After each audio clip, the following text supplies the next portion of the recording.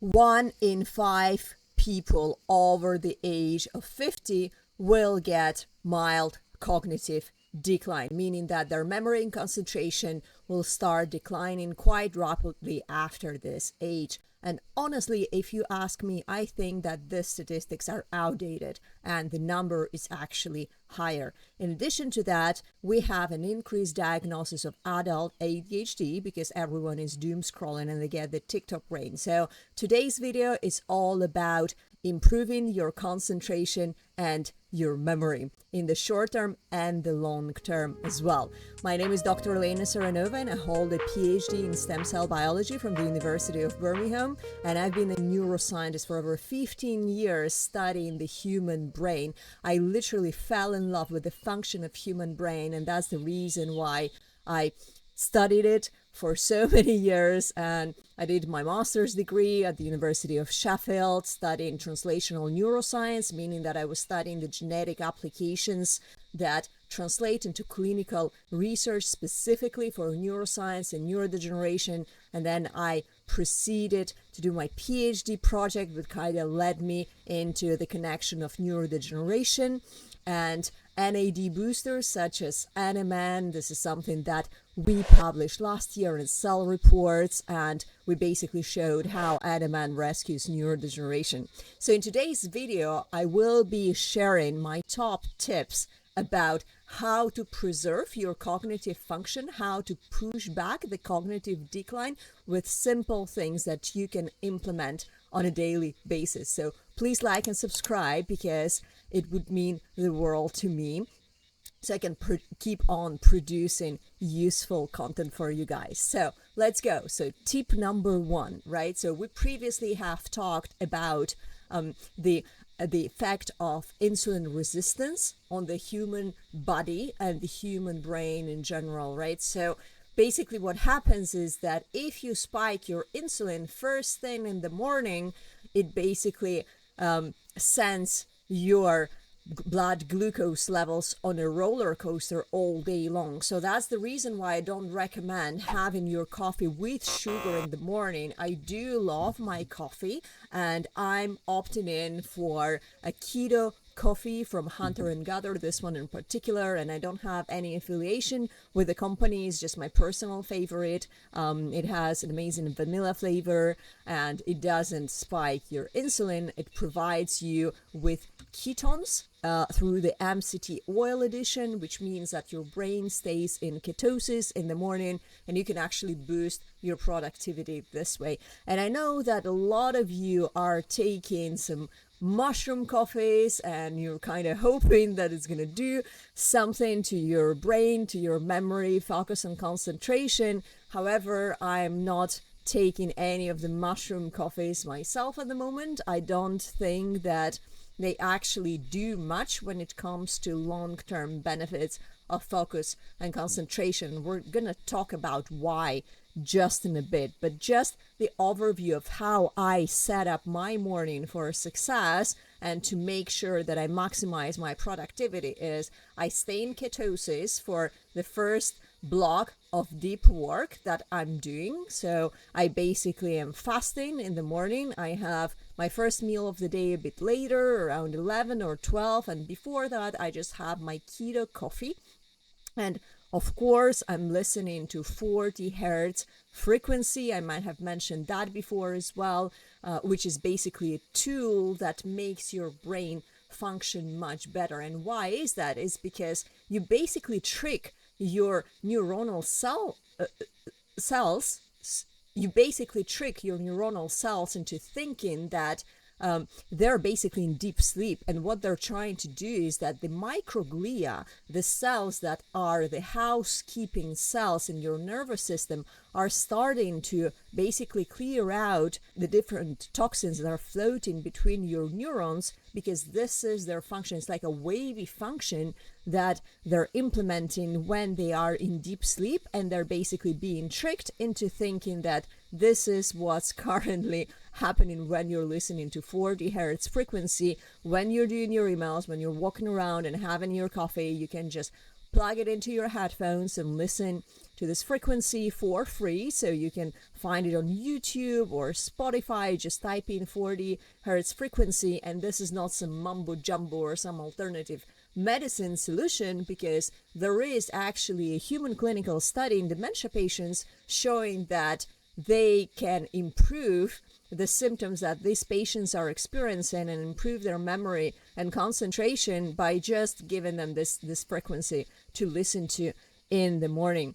So that's my number one tip. And on that note, I want to dive a bit deeper into the biology of what causes cognitive decline, right? So there are multiple causes of brain aging, and this is what we also characterized in our work, and we saw how this whole thing works when it comes to neurodegeneration in various diseases actually. So it was pretty consistent that we were seeing, for example, neuroinflammation, right? So this is something that is increasing with age. You might have heard of the term neuroaging before, or basically a process that makes the cells undergo something that is called SASP, senescence associated secretory phenotype, right, which is associated with the activity of the enzyme called CD38 that is increasing with age and with inflammation, because there is basically multiple inflammatory signals around your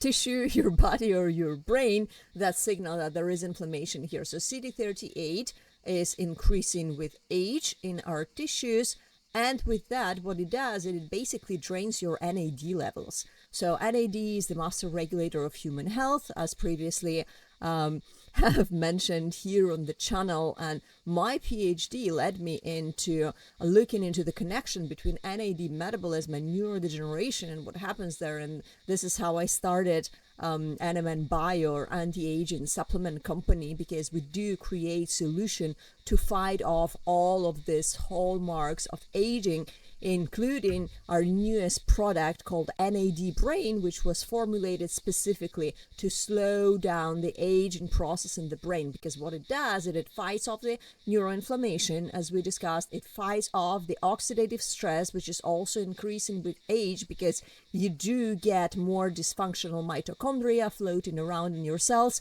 They're not producing any more energy, but they're just sitting there. And also a process called autophagy is going down with age. So autophagy is our housekeeping function that would otherwise clear those toxins or those dysfunctional mitochondria, but it doesn't work as well anymore.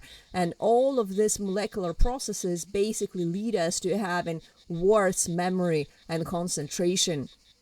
And we're fighting this off with NAD Brain. And it's an evidence-based approach, because we didn't just combine randomly some ingredients, just like, again, apologies, but just like the mushroom coffees do, right? So basically, those companies are kind of exploiting the hype about around medicinal mushrooms right now, and I don't find it as a very ethical strategy, because the mushroom coffee will not drive down your neuroinflammation, which is the primary cause of you being less concentrated and less focused, but NAD Brain does, right? So this is why we were formulating it for about 2 years in order to fine-tune the formula. And what it did, it basically surprised us, because we can track with our wearable devices, with our iWatches and other wearables, that it actually contributes to better deep sleep, better REM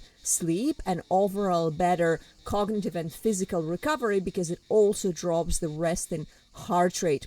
So with that, what happens is that you do get better performance and more productivity the next day, and you can concentrate much better while you're getting those vivid dreams, because now your brain is basically recovering itself from all of the stress of the previous days much better, right? And this is also something that naturally declines with age, because if you think about the time that you were in your early 20s, you would have like much more vivid dreams as a rule of thumb, but over the age of 30 and 40, like those dreams are going away. And this is because the housekeeping function is going down in your gray matter, in your central nervous system, right? So it's all evidence-based.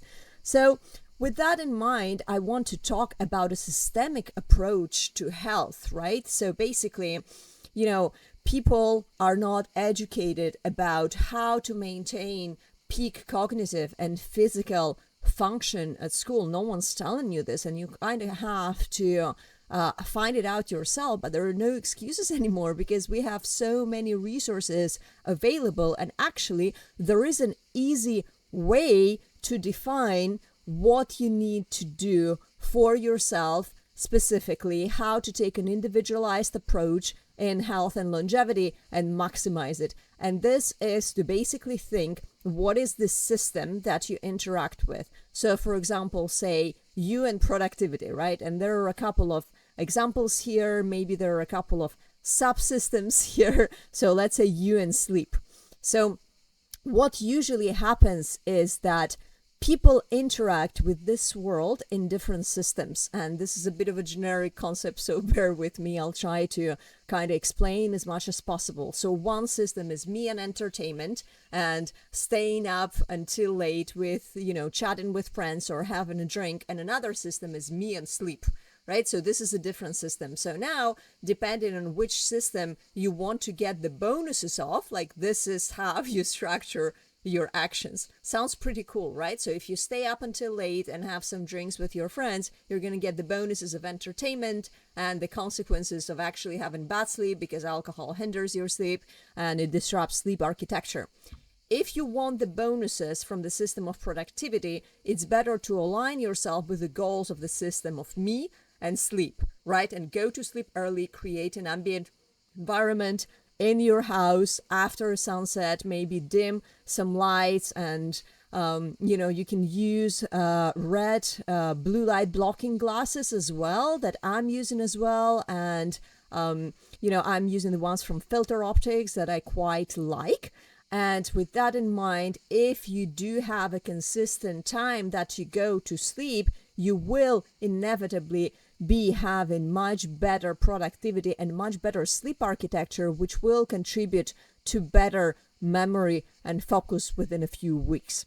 So this is what the systemic approach is all about. It's quite a novel concept, and I only recently started talking about it. So I actually would be very interested in your comments and your questions about the systemic approach. But the take-home message is that you define which system you interact with, then you define the aim of the system and what are the bonuses and the consequences in this system.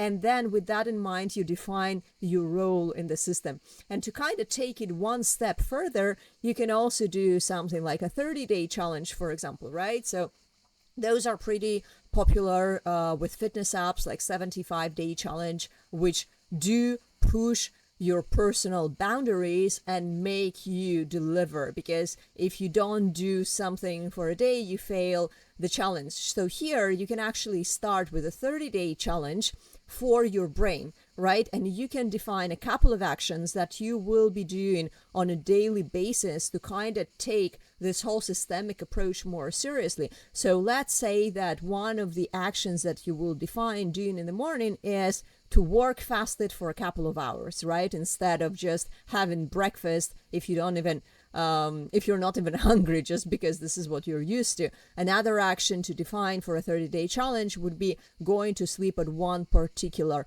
time. And our biorhythms are kind of hard-coded in our genes, right? So there are some people that are night owls naturally, and it's engrafted in their genes, and there is nothing they can do about it. They're just more productive in the evening, and that's fine. So you don't have to fight this off. You don't have to always go to sleep at 9 a.m. But for some people that are an early lark, just like myself, I go to sleep between 9 and 10 p.m. most days. And when I'm traveling or I'm spending time with my family, sometimes it's not possible. And I can already see how my sleep is affected, because basically, depending on your chronotype, depending on your natural circadian rhythms, the deep sleep is usually logged in during the first 2-3 hours of your sleep, or at least the vast majority of it. So for example, for myself, if I'm used to going to sleep between 9 and 10 p.m., but then I go to sleep at midnight,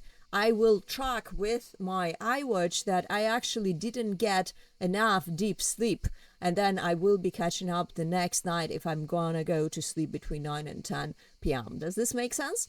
So I hope that this video is useful and the systemic approach is kind of making sense for you guys, because again, this is quite a novel concept that I'm personally applying into different areas of my life, and I'm defining the function, and then I'm basically following my role into that system in order to basically get the bonuses from that system. And of course, because of that, we created the mobile app, the NMN Bio mobile app, so you can track your wellness every 30 days and actually see what is the effect from your supplementation, from your lifestyle intervention, from your workouts, and have again like an evidence-based approach along with an intermittent fasting tracker. And actually we will be releasing a new update of the app pretty soon, so I would definitely recommend you to check the link in the description and basically download the app, because I'm also looking into,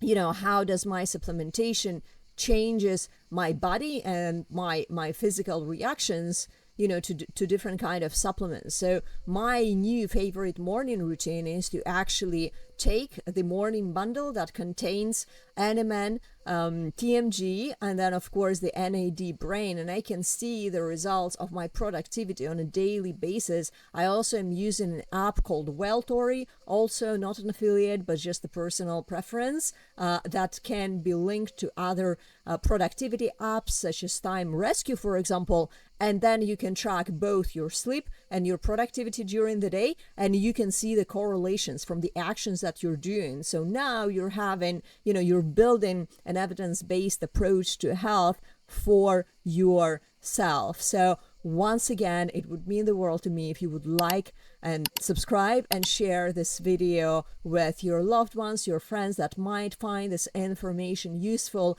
And please drop your questions below, and maybe I can even make an AMA live at some point here on YouTube. So I would love to get your questions regardless. Thank you so much, and I will see you on the next one.